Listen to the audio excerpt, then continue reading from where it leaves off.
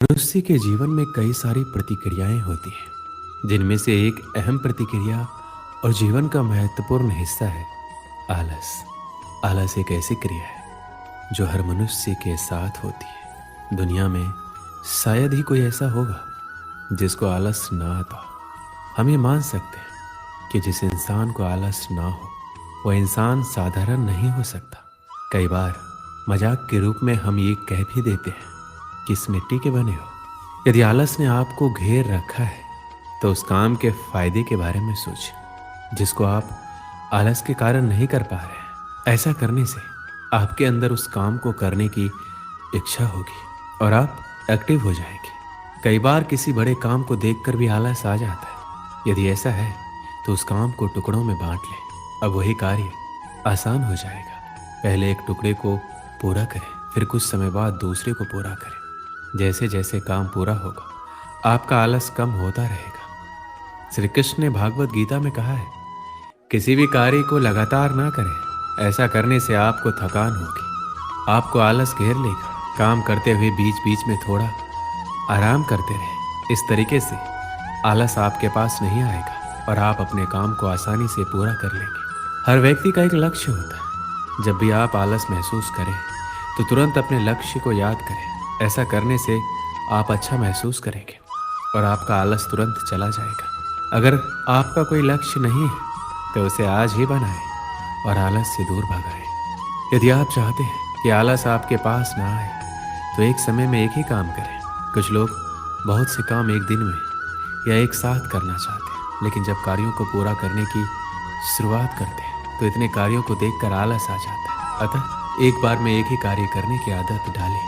किसी भी काम को टालना छोड़ दें, क्योंकि काम को टालना भी आलस कहलाता है। जो लोग काम को टालते हैं वो लोग आलसी लोग कहे जाते हैं। कार्य को टालते रहने से कार्य तो पूरा नहीं होता, बल्कि काम को टालने की आदत हो जाती है।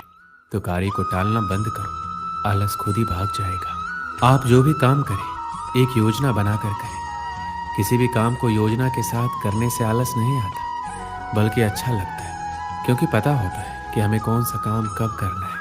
आप अपने योजना में उतने ही कार्यों को जगह दें जितने आप कर सकें। अस्त व्यस्त जीवन से निराशा और आलस ही आता है, लेकिन योजना के साथ काम करने से आपको पता होता है कि कौन सा काम कब और कैसे करना है। ऐसा करने से आप अपने काम को प्यार करने लगेंगे। आलसी होने का मतलब है आप परिवर्तन से डरते हैं, इसलिए हर दिन कार्य को कल पर टालते जाते हैं।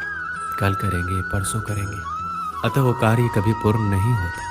क्योंकि हम जहाँ पर हैं हम खुद को सुरक्षित महसूस करते हैं, अतः हम बदलाव से डरते हैं। हमें लगता है शायद हम अपनी सुरक्षा को खो देंगे। कर्म करने से इनकार करना कायरता की निशानी है। आलस्य और कायरता एक समान है। किसी भी इंसान को तब तक नहीं बदला जा सकता जब तक वो खुद बदलना ना चाहे। फिर भी आप उसको बदलना चाहते हैं तो उसे कोई बड़ी जिम्मेदारी दे सकते हैं या उसे अपने कर्तव्यों का एहसास दिलाकर शर्मिंदा कर सकते हैं। आलसी इंसान में आत्मविश्वास की कमी होती है। कोई भी इंसान तभी बदलता है जब कोई उसकी भावनाओं को चोट करता है। इसलिए आप उसकी भावनाओं पर चोट करें। आप उसकी किसी कमजोरी पर वार करके उसके दिल में चिंगारी लगा सकते हैं। जिस इंसान का कोई लक्ष्य नहीं होता वही इंसान आलसी होता है। इसलिए आप उसको कोई सपना दिखाकर उस लक्ष्य को प्राप्त करने के लिए उत्साहित करें।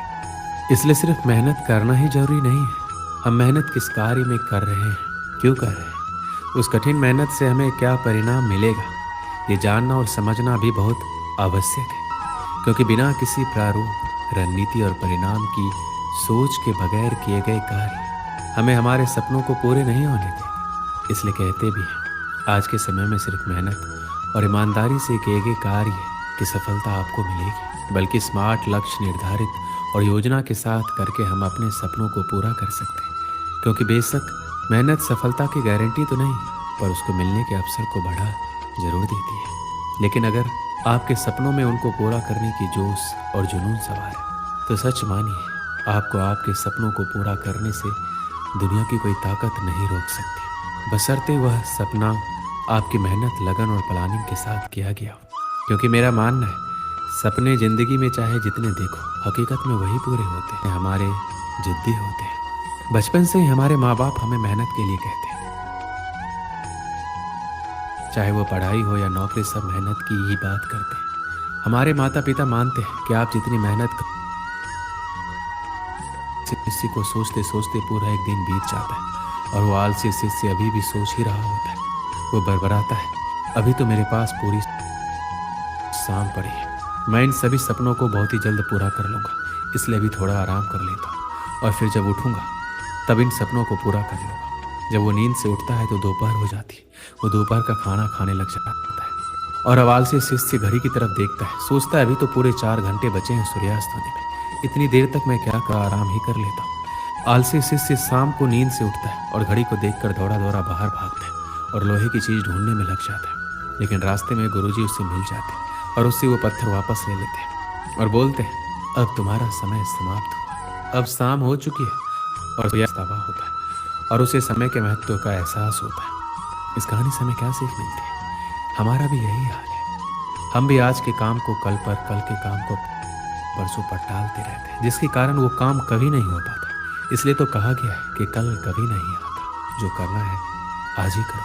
हमें काम को कल पर नहीं टालना चाहिए। जितने भी सफल लोग इस धरती पर हुए हैं, उन्होंने समय का सदुपयोग किया है, इसलिए वो सफल हुए हैं। अगर हमें भी सफल बना है तो हमें आज में ही जीना होगा। दोस्तों, इस वीडियो में मिलते हैं अगली वीडियो में, अपना ख्याल रखिएगा। जय श्री कृष्ण।